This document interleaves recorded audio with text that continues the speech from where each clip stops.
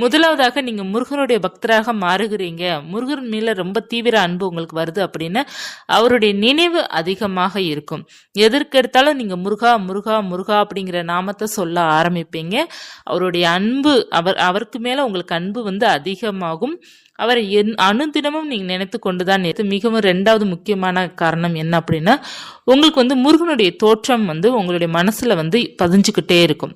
அதாவது அவருடைய வேல் இங்க வந்து நார்மலாக கண்களை மூடினால் கூட முருகனுடைய வேல் உங்க கண்ணுக்கு தெரியும். முருகனுடைய அந்த முகம் உங்களுக்கு தெரியும்.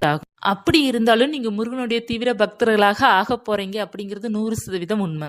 முருகன் கூறிய நாள் என்று முருகரே வந்து உங்களுடைய கனவிலோ அல்லது திடீர்னு உங்களுக்கு முருகனுடைய பேரோ அல்லது அவருடைய உருவப்படத்தை நீங்க எங்கேயோ தற்சமே ஒரு சடனா பார்ப்பீங்க. அப்படி பார்க்கல உங்களுக்கு தெரியும் இன்னைக்கு முருகன் கூறிய நாள் அப்படிங்கிறது உங்களுக்கு தெரிய வரும். அவர் வந்து உங்களுக்கு ஞாபகப்படுத்தி விடுவார். பக்தி